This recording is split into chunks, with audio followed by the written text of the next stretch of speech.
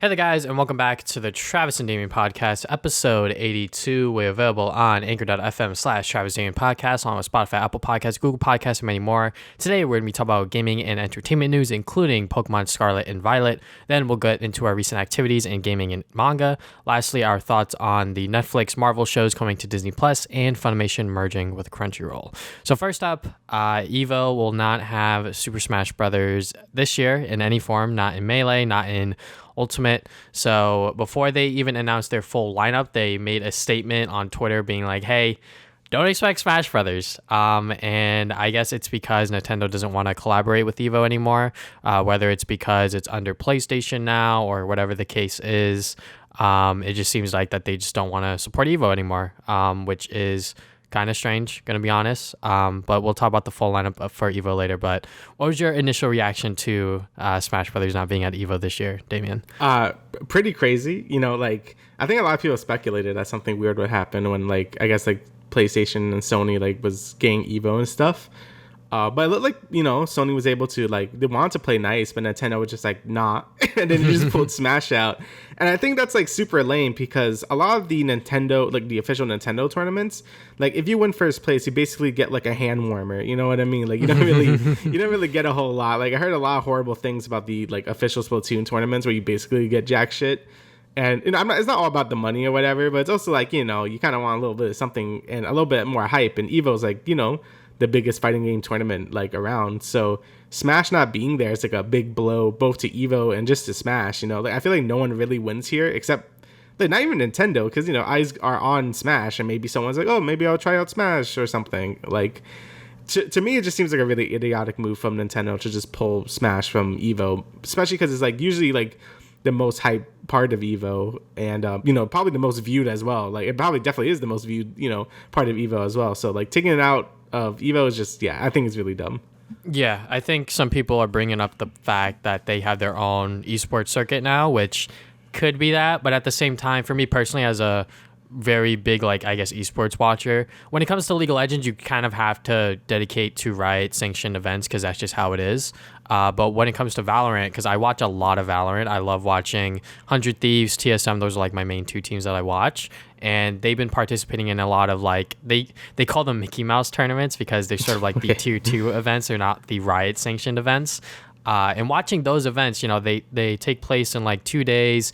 There's not a lot of sort of leeway or time for the teams to sort of prepare and sort of I guess get ahead of the curve. Because when it comes to VCT right now, there's 3-4 matches every week, maybe a little more, but even then that's so little, and every single team plays once that week, and that's what the hell. So with these Mickey Mouse tournaments, you get these teams to play across these 2 days, multiple matches, and it's a lot of fun to watch. And I think having these other tournaments, not just the ones that you create, is good for viewers and also just exposure to your game, because after I watch those Valorant tournaments, I'm I want to play Valorant tomorrow, or I want to play Valorant that minute, sort of thing. And I'm sure the same thing happens when people watch Smash Brothers. Smash players, they watch a tournament, they're fuck, I'm gonna go back on online, and then realize online shit, and then maybe go to their local tournament and play there. But yeah, I think that them pulling out of Evo is definitely a huge thing, just because, like you said, Evo is such a prestigious event when it comes to fighting games. And despite Smash Brothers being seen as the kiddie game because it's not a true fighting game, this and that, you can't deny the fact that Evo Smash Brothers brings in a lot of numbers and a lot of people into it. And more often than not, people who win Evo in Smash Brothers, if they're not sponsored already, they would get sponsored. That hasn't happened recently because some stuff has happened. But anyways, yeah, it sucks that we're not going to see Evo or Smash Brothers at Evo, rather. And yeah, I mean, definitely that was the only game that I would watch during Evo. The Evo format definitely sucks. The fact that it's all best of 3 until the grand finals is kind of lame, but that's just how the tournament works. And it really does show who is I guess a really good player in a sense, because you kind of have to win either 2 games or you just get sent to the loser bracket. And then if you lose 2 games again, you're sort of out.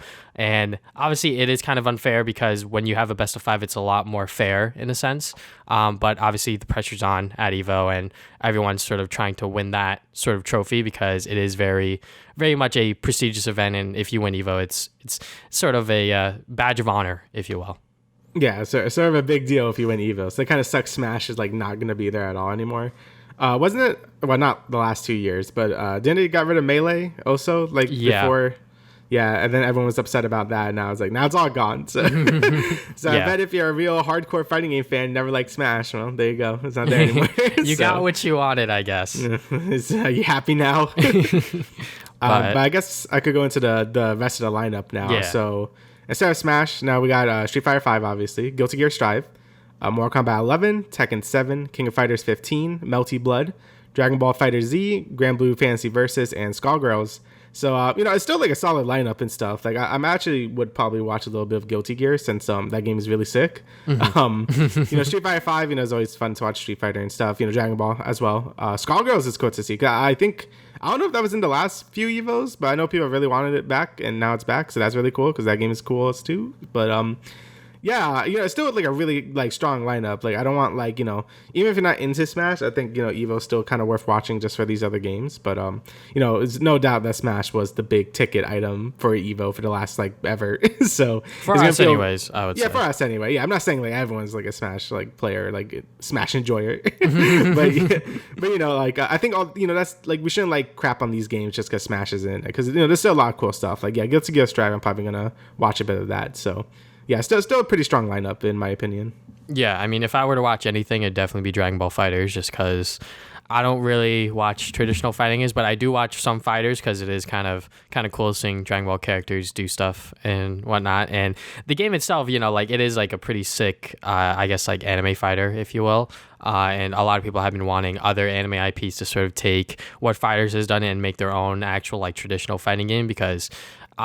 I believe when it comes to the online for fighters, it hasn't been that great. I think there's something with like the rollback or something like that. That's just something that I saw on Twitter, like, just like scrolling through or whatever. I'm not in the fighters community, so I can't really say for sure, but I know that there's tension between the developers and the players wanting for like a better online thing. So I feel like that's every fighting game. I mean, yeah, that is literally every single fighting game when you really like look at it. But yeah, I'm probably just gonna maybe watch some fighters, maybe not. I'm not entirely sure. Just because, Smash Brothers is my main fighting game that I watch, if you will. Yeah, and I think, that's the case for a lot of people. So we're gonna see how much this hurts Evo. I bet didn't Pokemon like owns like Evo or something? Like someone fuck.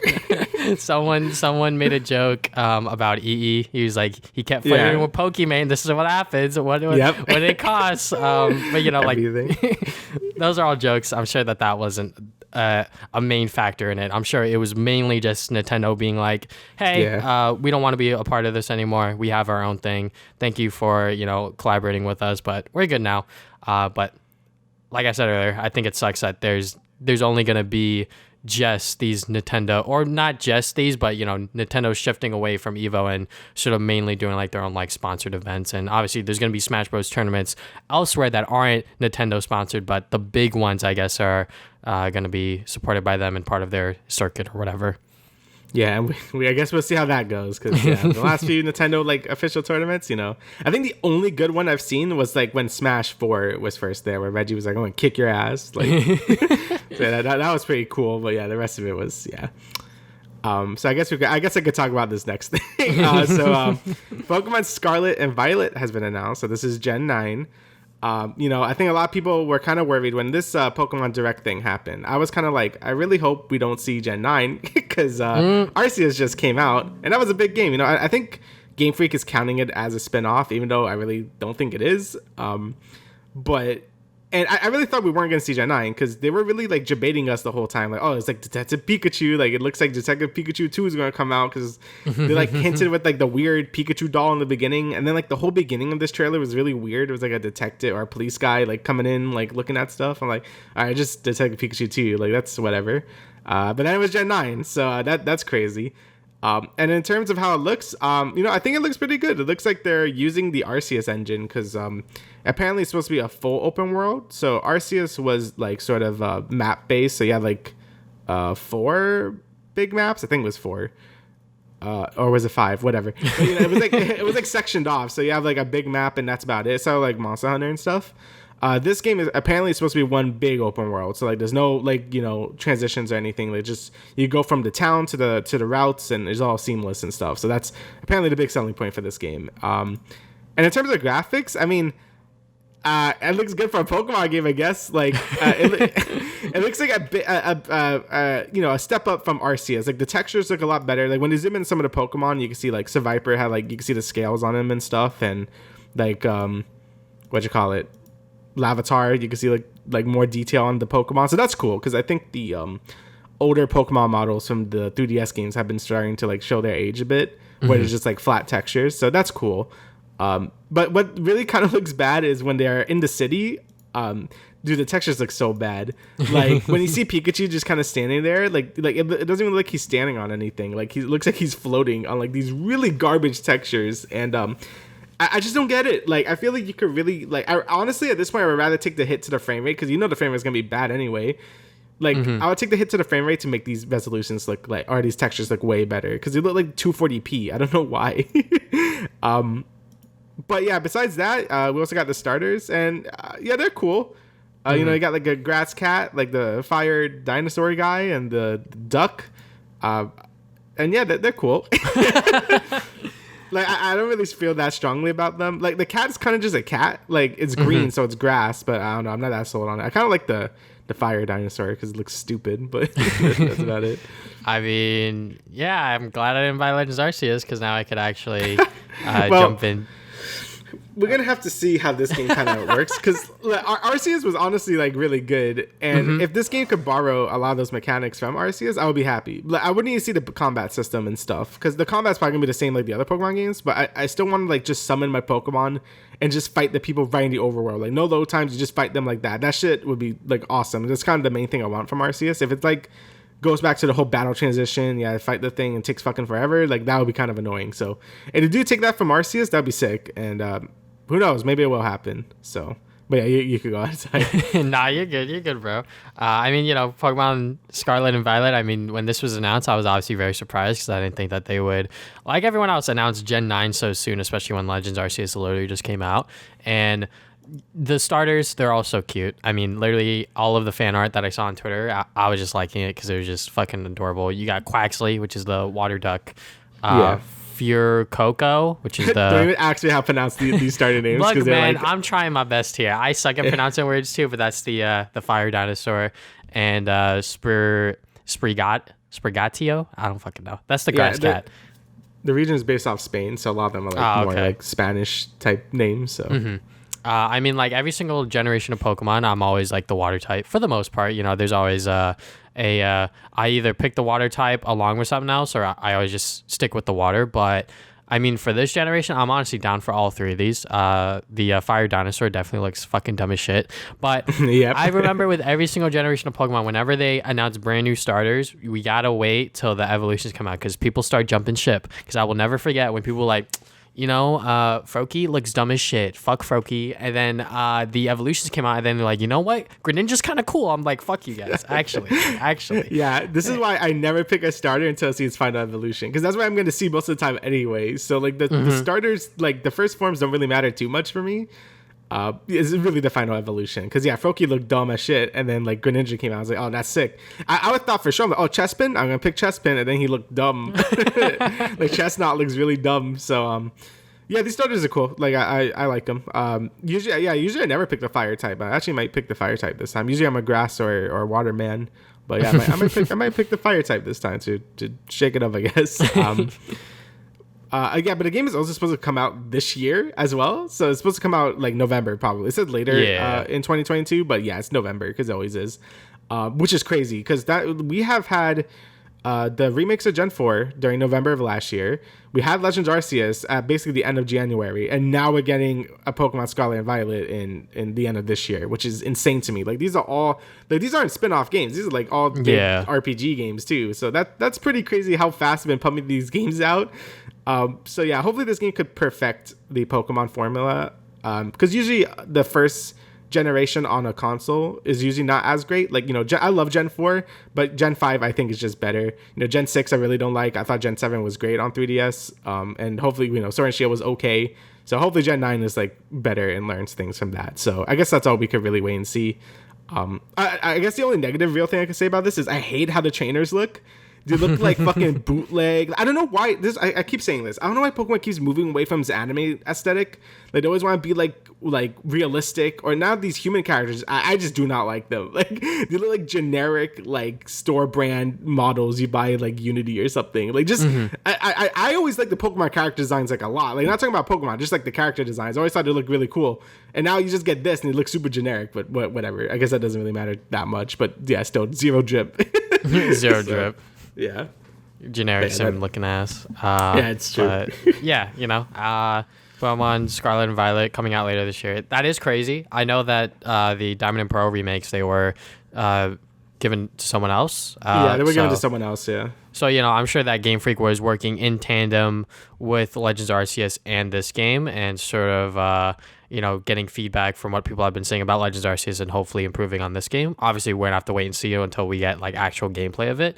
But yeah, I mean, I haven't picked up a Pokemon game since X and Y, so maybe finally this will be my way in. But then again, I said that with Legends Arceus, and I haven't bought it yet because of fucking school, and I know that I'm not gonna play it. So, but yeah, maybe I'll pick up Legends Arceus before this game comes out, but who knows? We're just gonna have to wait and see for me personally. But I'm definitely gonna look into Scarlet and Violet just because I think that this game can be very cool, just because it's a brand new generation, like straight up. So. Yeah, new gens are always good to come back to. Sword and Shield was okay, but I think this gen might be good. I'm hoping. All right, so next bit of news, real quick. Gotham Knights got confirmed for October 25th, 2022. So that's pretty cool. I think that a sort of like October release date is good for a Batman game. And this one has piqued my interest since it was announced. I mean, we haven't gotten a Arkham-like game since Arkham, what's it called? Knight? No. Yeah, Arkham Knight. Arkham Knight, right? So, and that game, that game was not it for a conclusion, in my opinion, for the entire series. But this one is going to take that Arkham-like gameplay and mix it in with a action RPG elements, and it's going to be on next-gen and previous-gen platforms, so that's going to be pretty cool. But yeah, I mean, I'm just excited to play as the other Batman characters that aren't just Batman, like Robin, Red Hood, Nightwing, etc. So... Yeah, I mean, it looks cool from what they showed. Again, I'm curious about how the co-op action RPG elements will fit in, if it's not too shoehorned in and stuff. Like, that's kind of the thing that worries me about. But it looks pretty cool. I mean, I've never actually played the Arkham games. Like, I played a little bit of Arkham Asylum, but that's about it. It's something I really have to, like, do. Because, I always heard nothing but good things about that, like, the whole series. So, and with this Gotham Knights, and even, I know it's not related, but the Suicide Squad game looks, like, pretty cool as well. So, I'm like, maybe I should, like, go back and play those games. And, all the Batman hype with the movie and stuff. So, yeah, I think it's a good time for it to, like, come out and stuff. So, it's also good to, like, hear about the game, because we haven't heard about it for a while, because I think it was announced, like, 2 years ago or something. Like, it's been a while since it's been announced. So, it's good to see that it's, like, finally going to come out. I know, like, my brother's also really excited. He loves the Batman games as well. So, yeah, very, very happy for that. And, hopefully we got a good resurgence of superhero games, because, Spider-Man 2 is coming out, and we got that Wonder Woman game as well. So, I guess we'll see how that comes out. Also Wolverine, I forgot about that. Yeah, I was about to say, bro, don't sleep on Insomniac over here. I would never. All right. I mean, I got it. Don't worry about it. All right, State of Play. It was dog shit again. Anyways. Yep, there you go. But leading up to it, whoever was making this fucking rumor, you playing with my heart over here, man. Fucking okay. So Sly 5 again. That shit was rumored, and then a new Infamous game. I was like, no, what the fuck? Don't do this, because like honestly, I like every single Infamous game, even the one on the PS4 with Desmond or whatever Second Son. His name. Yeah, Second Son. Honestly, like that game, I think it gets a lot more hate than it really deserves. Obviously, the ones with Cole McGrath on the PS3 are fucking fantastic, but if they were gonna make a new Infamous game, even like a remake of the first Infamous game, I think that would be like really, really good, because the first Infamous game, if you play it on the PS3 today, that shit janky as fuck. It is, yeah. I have played the first Infamous a little bit, yeah. Yeah, so if they were gonna do like a remake or something like that, not even like a brand new game, I would have been fucking down. I would have paid $70 for that shit. I don't give a fuck. Sony, take my money. But obviously, like, state of plays are dog shit, and it was only going to be 20 minutes. So like once we were like 10 minutes in, I'm like, nothing's going to get announced. But something cool did get announced for me personally. I think everyone has their eyes on this one. TMNT, the Cowabunga collection. This is pretty much a collection of all of the retro Ninja Turtles games from the Game Boy to the NES, SNES, etc. And some of them are going to have online play as well, which is kind of cool. Oh, yeah, I think that when the trailer was shown, it was like PlayStation Plus for like online stuff. It's not included, etc., etc. So I believe the game's going to be $40. It's going to be on PlayStation consoles and the Nintendo Switch. So this is pretty cool. I think that just because a lot of these games like are really, really good, but they're fucking expensive if you want to buy them like physically. Obviously, like emulation is a thing, but for like the NES games, especially like when I bought them, they were like around $20 each, something like that. Now they're like 30, 40, maybe even much more. I know that Ninja Turtles 3 on the NES is like expensive. And the Turtles in Time game on the SNES, don't even get me started with that one. When I bought that shit was like already expensive as is, but now it's like double that price.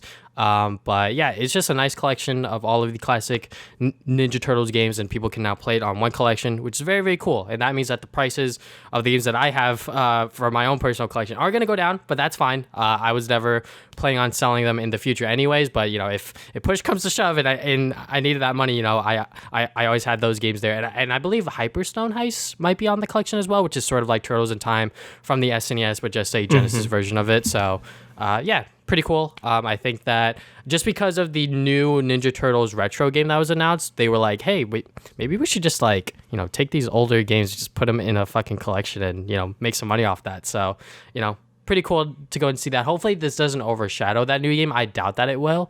But yeah, it's definitely going to be interesting to see that now we have two brand new Ninja Turtles games in a retro style with, sort of like the arcade beat 'em up sort of gameplay. Yeah, I mean, yeah, they have like the ones I'm excited the most about are like the arcade game because it's in this, and like Turtles in Time, obviously. Like that shit's sick. Like I love those games. So and if they have online play, which I think they will, like that's great. Like I really enjoy those games a lot, and I think I said in the last podcast, like I'm happy like beat 'em ups are like coming back and stuff. So and what more than TMNT? But this is probably people's like first beat 'em ups they've ever played, like Turtles in Time and stuff. So yeah, very happy to see this. Again, especially with the new game coming out as well. Like it's really, I guess it's a good time to be a Turtles fan. I guess out of nowhere. So that's really cool. But yeah, besides that, Stay Play was, again, mid, like we all know. But something that really, I don't know why with Stay Plays and like the only announcements that make me really, really excited are like DLCs or updates. Last time was Final Fantasy VII Integrate. Now it's the Returnal DLC. So this is supposed to add a whole new area. I believe it's supposed to be like access like the true ending for the game, which is really cool. I was actually worried, like, is this paid DLC? Because that seems kind of like a little horse shit. You got to pay for the true ending, but no, it's free DLC. It's also adding co-op, which is pretty cool. I don't know how that's going to work, but that's really cool. It makes sense for the story too, since, you're looping and you see your own dead bodies and stuff. So that's pretty cool. Returnal is a fantastic game. It's really hard. And if you're not into like roguelites or like bullet hell type things, you might be really frustrated with it. But if you really like master the gameplay and stuff, it's a ton of fun. Like I really enjoyed it. So yeah, I'm really happy it's getting DLC so I can play more of it. And really, the last thing of note here is the JoJo game. There's a JoJo fighting game. So apparently, I did some research on this. Apparently it is like a PS3 game. It probably was an arcade game in Japan during that time as well. But apparently it was shit, right? Like the PS3 version apparently was really not good. But with this new version, apparently they're revamping the whole battle system, so it's supposed to be like play a lot smoother and stuff. They're adding a bunch of different characters, and a lot of the voice actors, like the anime voice actors, are going to be doing their roles here, because the game came out 2000 like whatever, I don't even know when it came out, but that was before a bunch of the new JoJo stuff came out, so like a lot of the voices were like weird in that game, so apparently they're replacing them with like their new like anime voices, which is pretty cool as well. So it's supposed to be like 50 characters in there. That's crazy. So yeah, pretty neat if you're a JoJo fan. I have not watched JoJo yet, but it's on the list. So yeah, same here. I mean, it's just cool that they're actually like remaking this game because it was like so bad, and sort of giving JoJo fans a game for them to play if they want. Obviously, I think anime games are always sort of like a weird spectrum. For me personally, now as like an actual like anime / manga reader, I think back then, you know, I would use these anime games as a way to like get into the franchises. Like I used a lot of the Naruto games to like follow the story and sort of actually play those games to know what's going on with Naruto. Obviously, like I would see like spoilers here and there on like YouTube and Twitter and shit, but like I didn't care that much, you know. But yeah, it's definitely interesting, especially now because in 2022 anime and manga is just like such a big medium now. Like literally everyone watches anime, and everyone sort of is in the know and sort of like that sort of I guess fan space, if you will. So yeah, you know, obviously JoJo is one of the anime that's, I wouldn't say lesser known, but when it comes to like the main shonen titles, it's definitely not as popular and as hyped as like Jujutsu Kaisen or like My Hero and Demon Slayer and all that other stuff. So, but yeah, you know, it's definitely cool to see this game get remaked and sort of redone in the way that it is being done. But yeah, definitely the Ninja Turtles game is what I'm most excited for, and also it's coming to PC and Xbox consoles. Just forgot to mention that. Yeah, but. yeah. Like, I'll probably just get on Steam because yeah. I guess the only other thing that was like, I guess like a debate was the first game they showed. It was that dinosaur Capcom game, which everyone thought was Dino Crisis, but it wasn't Dino Crisis. It looks like it's like Anthem plus EDF or something. Like it's kind of weird. Like it was really funny because just seeing that giant portal of raptors and that bodies just ragdolling everywhere was really funny. Like it looked like a shit post of a AAA game, and I kind of loved it. But yeah, that was really the only other thing, just because people thought it was Dino Crisis when it wasn't. But yeah, that was about it. Like again, state of plays are always gonna be pretty mid. Like, you know, everyone's just like, all right, here's just like the things we're working on, but not really. The PlayStation showcases seems to be where they really put their money in. So yeah, I guess we have to wait until the actual showcase, which at this point will probably be like E3 time. So yeah. Yeah, I mean, like if that showcase doesn't show Sly 5, I'm giving up. I'm giving up. I'm giving up. Like I'm already like holding on to the edge as is, but I'm just like, man, like stop playing with my fucking emotions, man. I can't go on Twitter every other month and fucking see Sly 5 rumors. I'm like, stop, chill. We're happy. You just gotta believe. Stop. Oh my god, my heart. Anyways, let's get into our recent activities. Do you want to go first? Because I obviously have a big ass list. Yeah, I could go first. So yeah, the main thing I've been playing the last 2 weeks was Guild Wars 2. The new expansion came out, End of Dragons.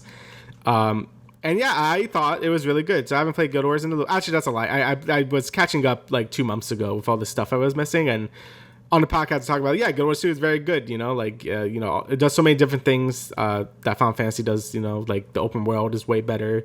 The combat is a lot more like dynamic and fluid since it's more action based and stuff. Like it's just a very good game, and you know, I got reminded of that because I didn't play Guild Wars 2 for a while.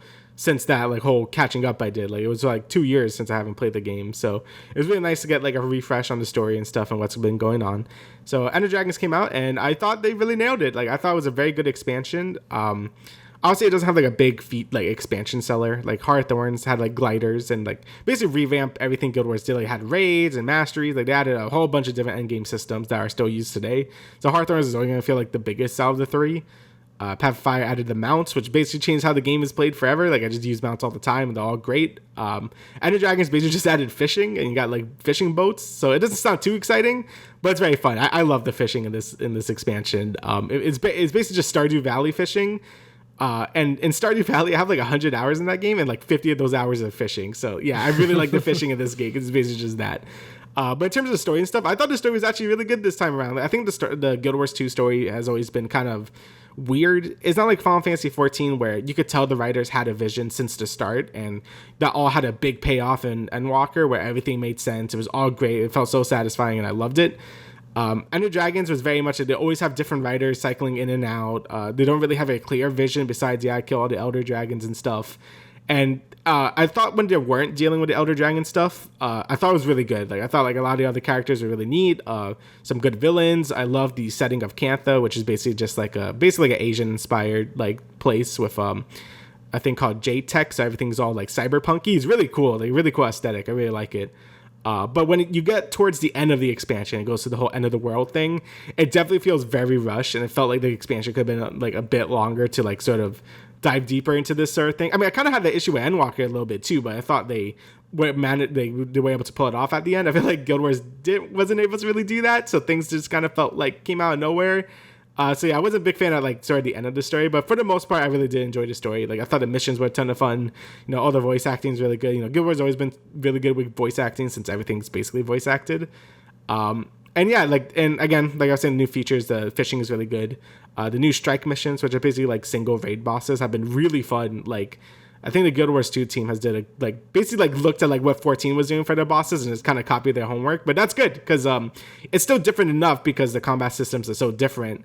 With dodge rolling and like weapon swapping and stuff, and they're really well designed. I really enjoyed the strike bosses in this game. You know, more than the Icebrood Saga, which was like the last sort of like not expansion type deal where they were like way too easy. Like you didn't really do much.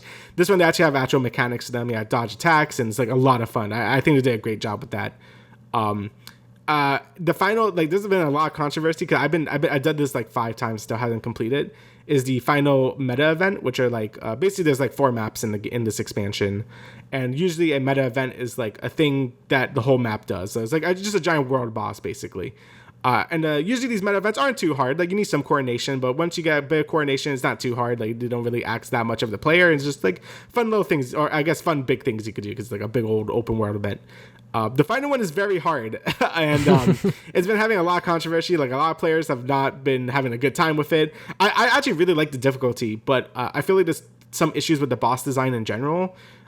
So basically there's these thing called break bars, and you want to break them so you could do more damage to the boss with a bunch of CC abilities, right? You know, that's pretty easy to understand. The final boss's attack patterns are all random, which is really unusual for MMOs. Usually like bosses are in a pretty static rotation of ability, so you know when to do your like big damage and stuff. This boss doesn't follow that rule. So there's one mechanic where the tail will go up and you have to attack the tail or else the boss takes like 0 damage. During that time, the boss could open its break bar, which you're supposed to break it to do more damage, but it's like counterintuitive because you're not supposed to do that. I think that's just bad design, and I hope they fix that. But they've been fixing this boss a lot over the past like 2 weeks. So I'm hoping that's something that's been addressed because I definitely had times where the boss just didn't even put its break bar up and like you just can't do enough damage. And it's really, really frustrating because that whole meta event takes like 2 hours to do. And I felt like I wasted 2 hours for nothing. It's really annoying. And I've done it like 5 times. So yeah. And that's the only way to get the Siege Turtle, which is sort of like a big feature of this expansion that they keep promoting everywhere. And the only way you could get that is by doing this hard event. So yeah, people are a bit miffed about that. But besides that, I think Ender Dragons has been really good. You know, I don't think it's as good as Endwalker or anything. I think that's a really high bar to fill. But that's what Guild Wars 2 is good at, and that's all I can really ask for. And I'm really looking for the future for this game because, you know, I still love this game. It's like my first like MMO I really got into, and you know, I put a bunch of hours into it, so it'd be kind of sad if it didn't do well. So yeah, there's that. But another big MMO that came out was Lost Ark.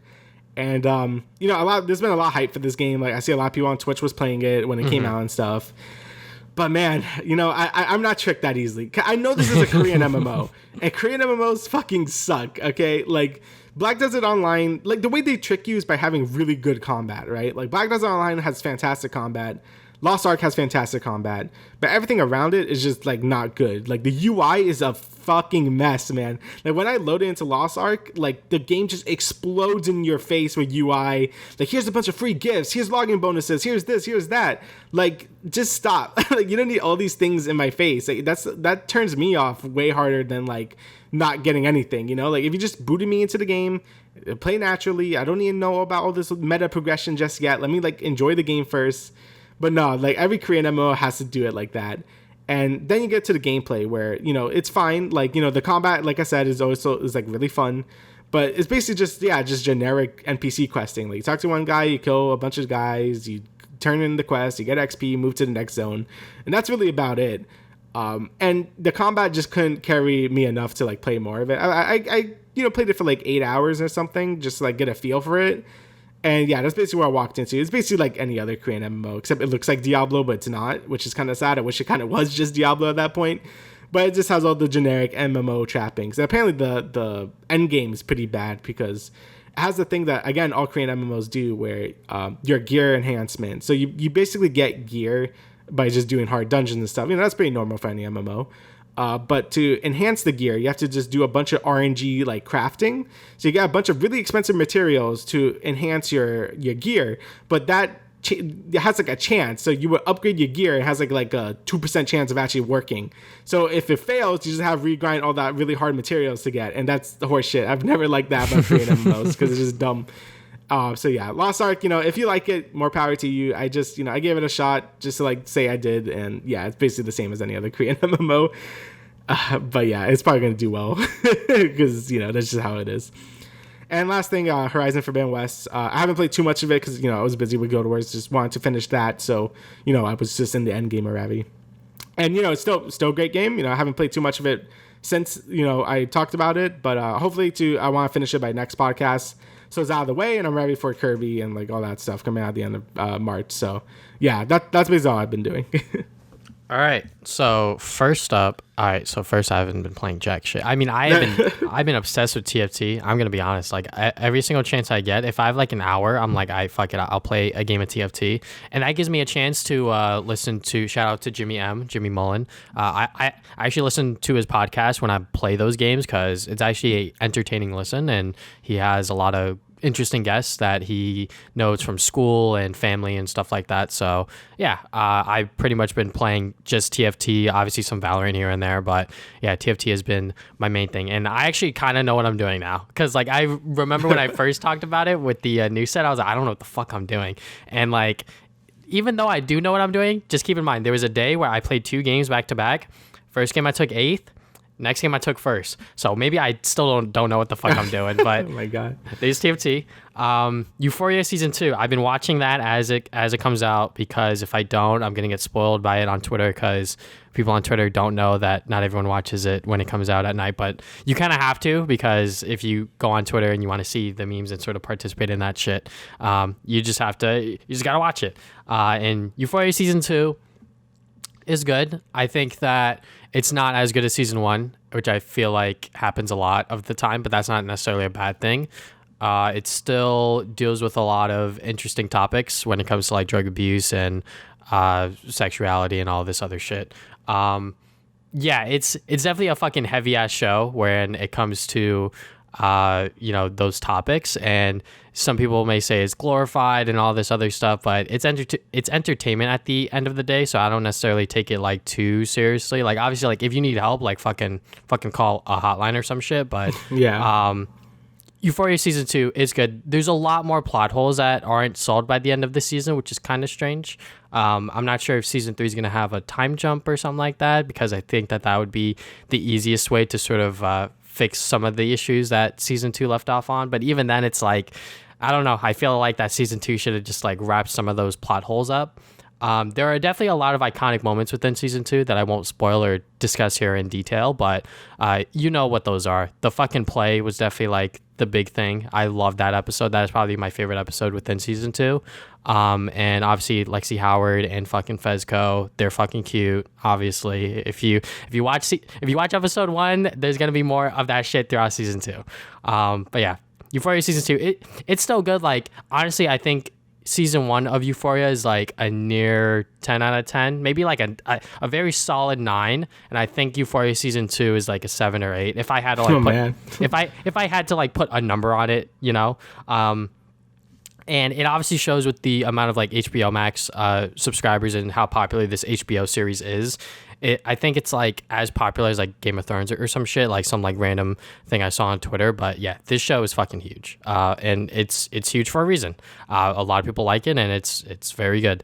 But don't act like you know how to direct shit after watching Euphoria. All right, please stop. Anyways, The Batman. All right, so I watched this opening weekend. And yeah, it's very good. It pretty much lives up to the hype and the expectation that I think a lot of people were setting up for it. I'm not gonna talk about spoilers or talk about that deep because I want to go into that when Damian watches it. Yeah, tomorrow. Yeah, we'll watch it. We will talk about it next episode. But yeah, it is very good. I think the 3 hours, it didn't feel like 3 hours. I will admit I did have to go to the bathroom halfway through because I drank a shit. I drank a shit ton of water before, which was not a good idea. So, and if you know me personally, I'm a fucking hydro homie. So, I was like halfway, like at a certain point, I was like, I hope nothing happens. And I was like, all right, I'm going to go use the bathroom. So I went and I came back very quickly. But I don't think I missed anything, or if I did, it is what it is.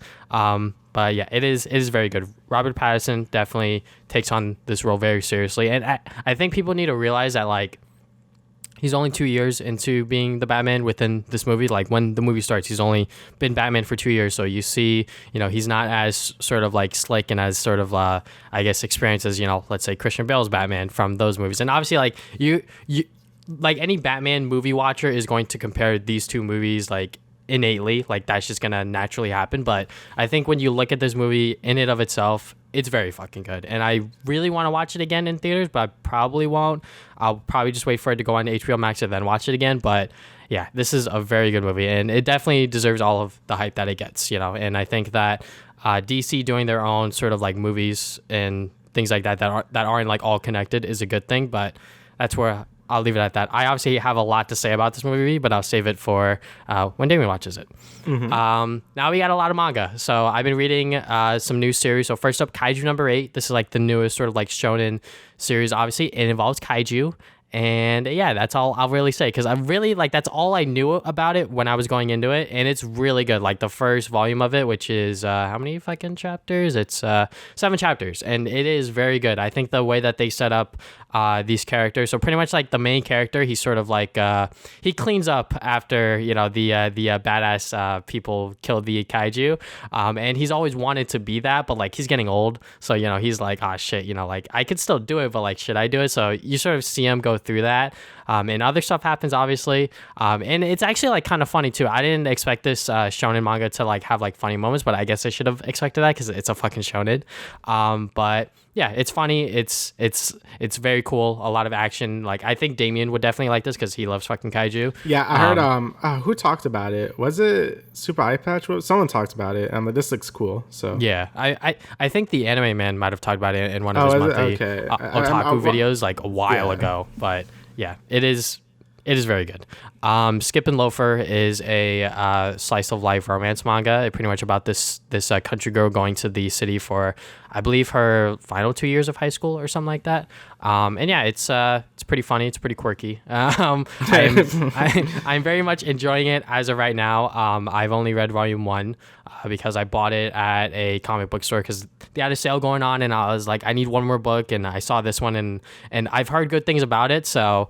But yeah, apparently this is getting a anime adaptation, which I think could work very, very well. Especially if they keep the art style from the manga into the anime. But yeah, very, very good. I think that anyone that likes sort of like slice of life, romance, comedy, manga, anime, whatever, should definitely give this one a shot. And then we got some updated series that I have been reading on and off, but this month or these past 2 weeks, I've really sort of like cracked down and been reading a lot. So Horimiya Volume 4 and 5. If you like the anime, definitely read the manga. Like it definitely goes into their relationship a lot more in sort of different situations.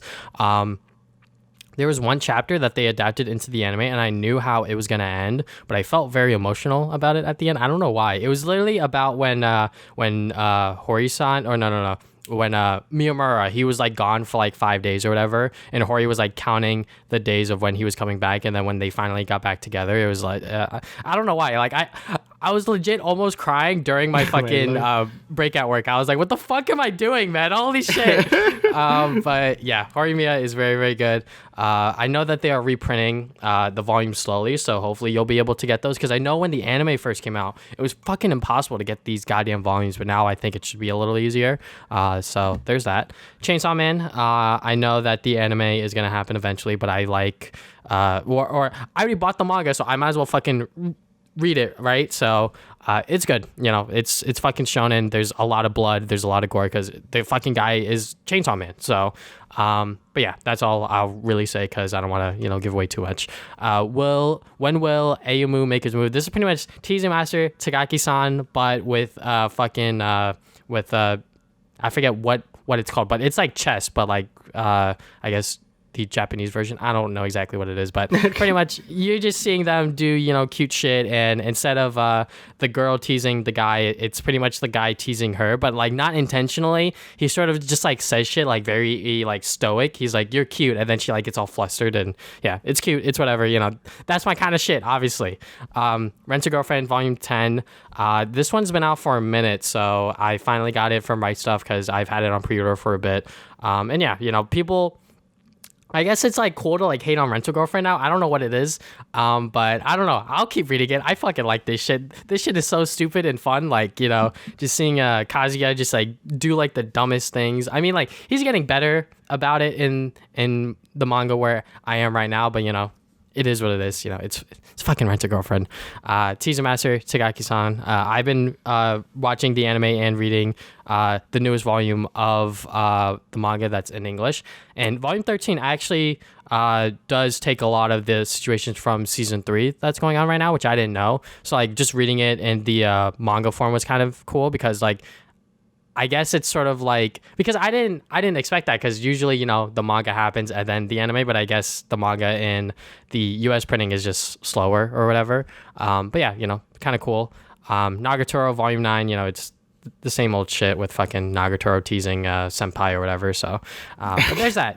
I, as you can tell, I have a very particular taste for like slice of life comedy series and shit like that. But moving on from there, let's talk about the Crunchyroll Funimation merge. So we knew for a very, very long time that Funimation was purchased from Crunchyroll or whatever, from like Sony. So people were wondering, is there going to be a merge? What's going to happen with that sort of thing? So now we see that the Funimation library is going to merge over into Crunchyroll, and I believe it's going to slowly happen because they put out a list 10 days ago to show all of the new manga, or not fucking manga, the new anime that is currently on Crunchyroll that was from Funimation. And there's obviously like some series that I'm sort of like waiting on still. Like one of them is fucking hell. It's a series about this guy who makes hentai comics, and he has a daughter, and like he doesn't want his daughter to know. It's a Kakushigado, and it wasn't on this list obviously because it's a fucking like much lesser known series, and they wanted to get like the bigger series on there, such as Cowboy Bebop, what's it called? Wonder Egg Priority, Horimiya, the dubs for like My Hero, etc., etc. So it is definitely cool to see these shows, and Yu Yu Hakusho, can't fucking forget about that. But it's very nice to see these shows back on Funimation or back on Crunchyroll, because some of them were on Crunchyroll before and then they weren't on there, and some of these series were never on Crunchyroll, now they're on there, such as Wonder Egg Priority and Horimiya. But yeah, I think it's cool. I think that eventually once we get everything from Funimation to Crunchyroll, it's going to be like insane to like get Crunchyroll for like how cheap as it is. And that's going to be my question. Are they going to bump up the price of it because there's actually like so much fucking content on it? But we're just going to have to wait and see, I guess, on that. But what are your thoughts on this? Yeah, I think that's a good excuse. They could do is like, we have all this anime and stuff now from Funimation, so pay us like a little more now. Like, I think that is like probably the smart business move to do. I don't know if they're gonna do it or not, but it definitely seems like something they could do. And overall, I think it's pretty good. Like, Funimation, like I always had, my brother had the Funimation account, I had the Crunchyroll account, so now that we only need one, like that's pretty sick. And I think Crunchyroll is just like better a lot of the time. Like I like the UI more and stuff, like especially like the app, and like if you go on the like your desktop, you can use the new Crunchyroll. I think it just looks good.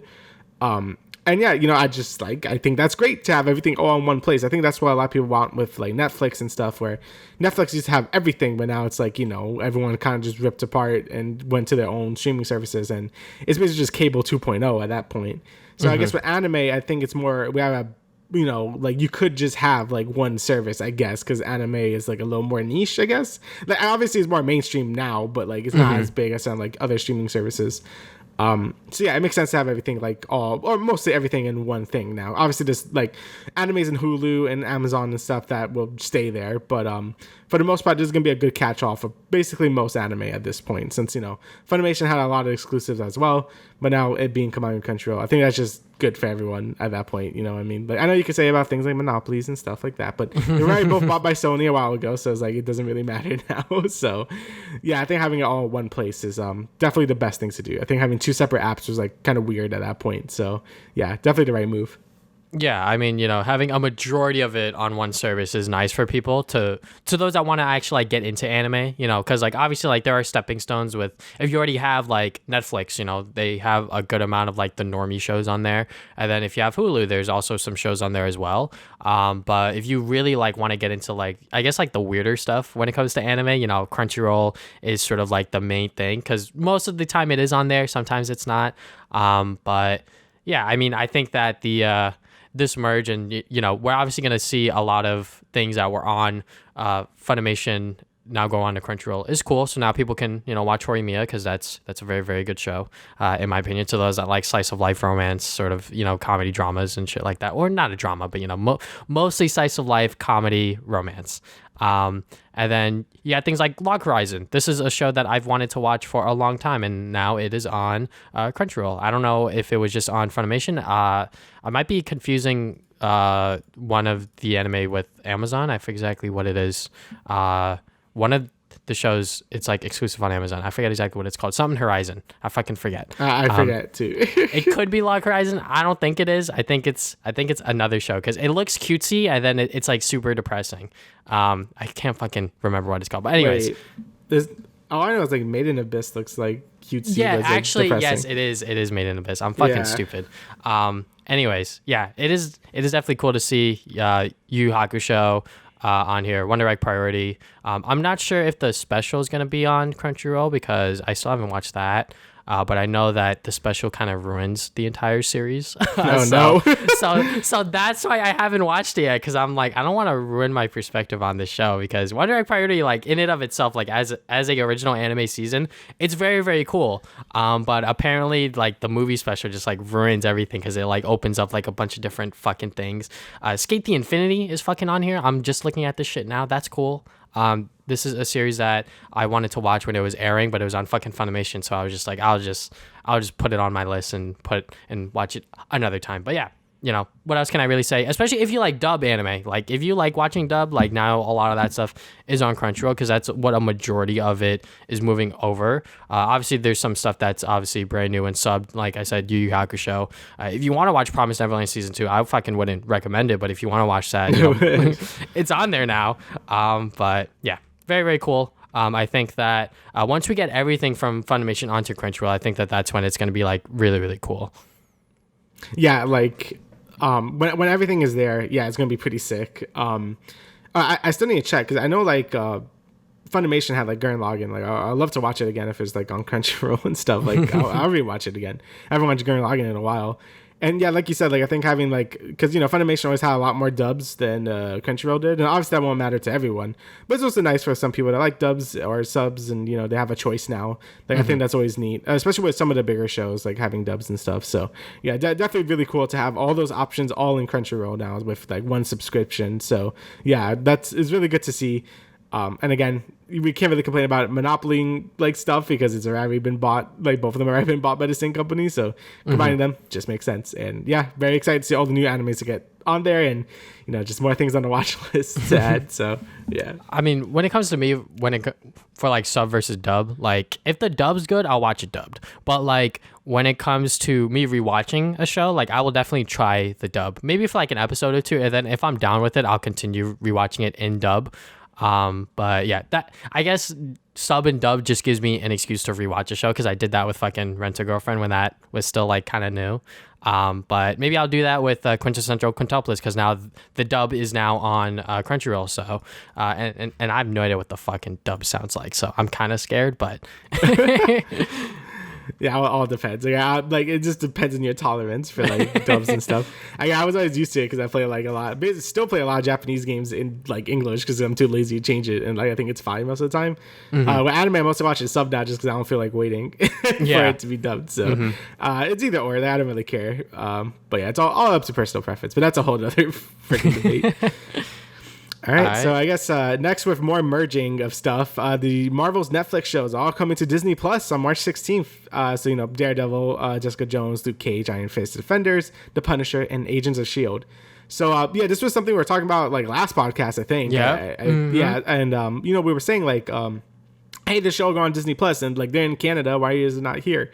And it is, and that's surprising because I think these shows are pretty hard R's, like they're all pretty violent and like discuss a lot of like themes that Disney probably wouldn't be happy with, but it's really cool to see them put them on Disney Plus here in the States. I really need to watch Daredevil. I've been putting it off for years, and since things happen with his character, I would like to watch his original series now. And I know like some of the other ones, I know the first season of Jessica Jones is really good, even though I think it falls off a bit after that, but the rest of the Defender stuff. But yeah, it's just cool to have them there on Disney Plus where it makes sense. You know what I mean? Like if I had to like subscribe to Hulu or Amazon, like that wouldn't even make sense. You know what I mean? So I'm happy it's all on Disney Plus now.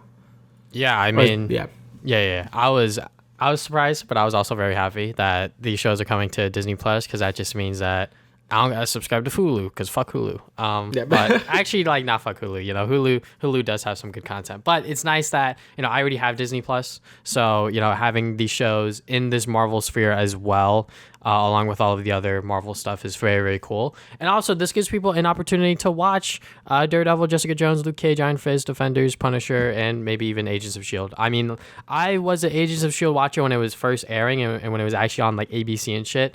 Like, there's still a meme within our friend group. Like, if there's a fucking alarm, it's like Agents of Shield. I'm like, shut the fuck up.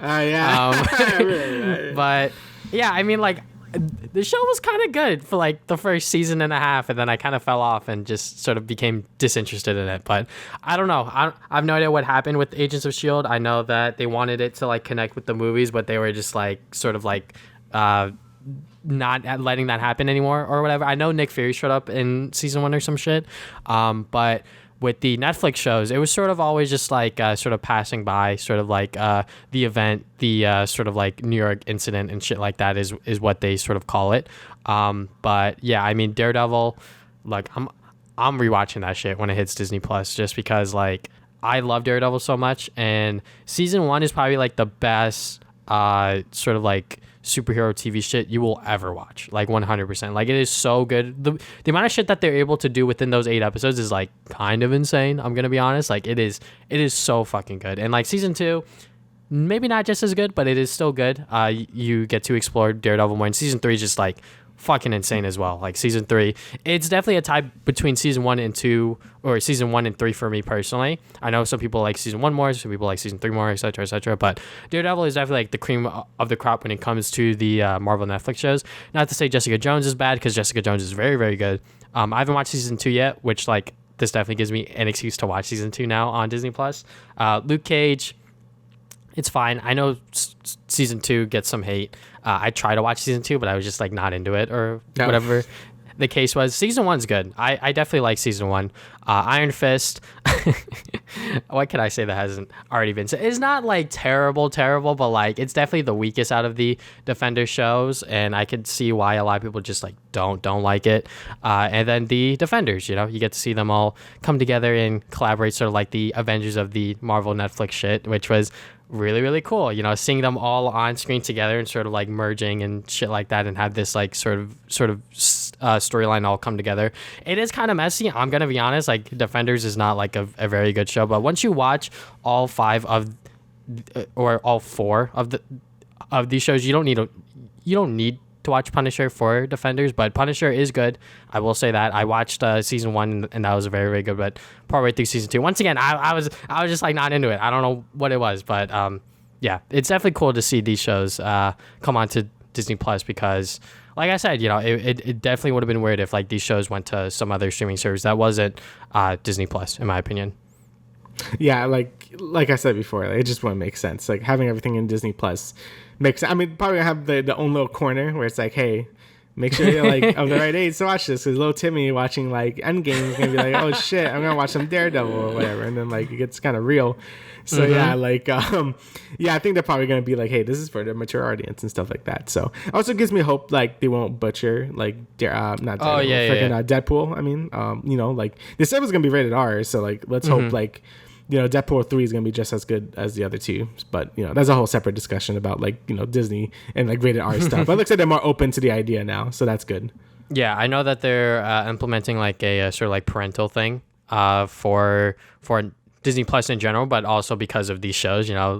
That's good because I know that some people were worried like if it was gonna go to Disney Plus, are they gonna like cut some shit out? Because like, Kingpin smashing someone's head in with a door with a car door is not exactly PG-13. Definitely different from the Hawkeye version of Kingpin, but yeah, definitely very, very excited to watch these shows in some capacity, one way or another, when it does come to Disney Plus, because that just means a whole lot of new Marvel stuff for people to watch. Because I know that a lot of people that are into the MCU, just like you, David, you're not alone. You haven't watched these shows, which is not necessarily your fault. It's just because they never integrated these shows super heavily into the MCU, but it looks like that they're probably going to do that now, which is exciting because I think that these four heroes in particular, it's kind of hard to recast them. Maybe you can recast Iron Fist, but I think that that character in and of itself was sort of not done as well as it maybe could have been. But yeah, I think that when it comes to John Bernthal as Punisher, Charlie Cox as Daredevil,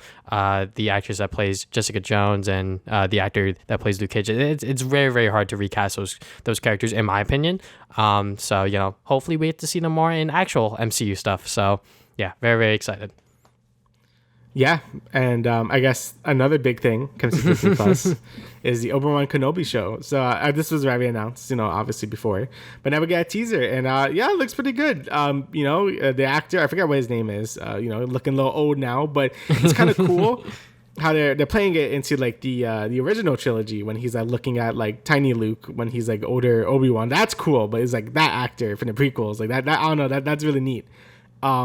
And just the music, like Dual Fates, I'm like, hell yeah, dude! Like you know how to do it. And then a bunch of other characters and stuff. So it's gonna be very interesting to see how they really tie in the prequels to the original trilogy, like being like so like I don't know how to describe it, because obviously yes, of course they're tied together because that's the prequels. But seeing it so like like, you can really see what's going on behind the scenes, at least with Obi-Wan, like that's really cool. And I mean, I think the prequels are kind of shit. Like I know people like, I also watched them as a kid, and even I do kind of unironically like Revenge of the Sith, episode 3, but still isn't great. So it's gonna be cool to see it, like I guess like in better light with like these sort of things. I mean, I think the prequels are good in terms of like anything else but the movies. Like I think like all the shows and the games and stuff dealing with the prequel stuff has always been really good. So yeah, I think hopefully this it continues with this, because yeah, it looks pretty neat. It's cool. It's also gonna be cool to see like a lot of lightsaber action, hopefully, because a lot of the other shows have been more blaster focused and stuff, and when a lightsaber shows up is like a big deal, you know what I mean? So yeah. I mean, look, I think everyone has this on their mind. Everyone loves fucking Obi-Wan. I fucking love Obi-Wan. Obi-Wan was like my main sort of like character that I loved from Star Wars when I first started watching these Star Wars movies. Yeah. So I think that I'm in the same boat with everyone. Disney, don't fuck this up, please. Yeah. For the love of God. I'm watching the Boba Fett show right now. Yeah. And we got past the first 4 episodes. Holy fuck, that shit was boring as shit. Yeah. And that's right before all of like the super cool stuff happens, apparently. So once we get to that, I'm gonna be like, all right, cool. Like this is dope. I'm watching a Boba Fett show, but the best parts of it are not with Boba Fett. But when it comes to this Obi-Wan show, obviously like Obi-Wan is gonna be the main focus. Fucking Ewan McGregor, the fact that he's back in this role is super fucking exciting. We know Hayden Christensen is also going to be in the show as Darth Vader, so that's going to be fucking dope. I'm very curious to see if we're going to see Ahsoka, because like if Ahsoka shows up, I think people will fucking lose their mind, including myself, because like I've talked about it on the show before, where I've talked about the Clone Wars show, because I watched it because I wanted to see the whole final season that dealt with everything that happened within episode 3 with Order 66. Yeah. So like, watching that show and seeing Anakin, Obi-Wan, and Ahsoka and all of their little adventures that they went on before, in between episodes 2 and 3, that shit was great. Like everything that happens within the Clone Wars shows, maybe not everything. Obviously, it is a anthology series, so like stuff is sort of like mixed around it and whatever. But like for the most part, like a lot of those stories that happen within that show is fucking good. Like if you haven't watched the Clone Wars, like by all means look up a fucking watch guide or some shit and like watch like the good shit, because like you don't need to watch every single episode like I did. I just did that just because like I feel kind of weird skipping around. Like I'm a fucking completionist like that, I guess. But Yeah, this trailer itself, it was a very good trailer. Like even as like a teaser trailer, I think everyone was anticipating for when the first trailer for the show was gonna drop because it's fucking Obi-Wan. It's an Obi-Wan show, and we get to see what he's been doing in between episodes 3 and 4. Because obviously, like, there's a fucking big gap there, and obviously, it looks like that he's watching over Luke, and he's sort of dealing with everything that's happened after Order 66 and shit like that. And there's gonna be lightsaber fights, and there's gonna be a lot of cool shit that's happening. And obviously, like you said, the fucking music choice was perfect. Obviously, so. Yeah, very, very excited, just like with everyone else for this show. And when it starts airing at the end of what's it called? God damn it! At the end of May, like everyone's gonna be watching this shit. Like it's gonna be it's gonna be the Mandalorian all over again, where people are actually gonna be watching this. I hope so. Yeah, because I heard Boba Fett. Yeah, really mid for the first 4 episodes. Then when it becomes like Mandalorian 2.5, people are like, all right, this shit hits. So yeah, I really need to catch up with that as well. But yeah, hopefully Obi-Wan could also recapture that like Mandalorian season like 1 and 2 where everyone's just like talking about it and stuff because it's really cool. And again, it's gonna be cool to see more like Jedi stuff because a lot of the Star Wars like stuff has not really been focused on Jedi stuff, at least with the Disney Plus shows. So it's gonna be cool to see like some Force and some like lightsaber action and stuff because I always love that shit. So it's gonna be cool to hopefully see it in this show as well. So yeah, and like you said earlier, everything that happens with the Order 66, there's a reason why the Jedi Fallen Order game is so good. It's because it takes elements from that storyline and sort of creates its own thing, and it's very, very cool. And I cannot wait to see what this Obi-Wan Kenobi show can do because I think everyone is excited for this. And, if you're even remotely interested within Star Wars, you were looking forward to this without a doubt because, like, how can you not like Obi-Wan? Yeah, Obi-Wan's always like sick. In the prequels and in the original trilogy, he's always been a really fun character. So it's gonna be like even in the Clone Wars, I heard he's great in that as well. Yeah, so, he's fucking great. So yeah, it's gonna be awesome to see like him like really have his own show and just his old actor reprise. So yeah, definitely, I'm really excited for this show. Yeah, and I think that's everything we have today. Is there anything else you'd like to add, good sir? Nope, that's everything. All right, so thank you guys for listening to the Travis and Damian podcast, episode 82. We will see you guys 2 weeks from now with another episode. See ya.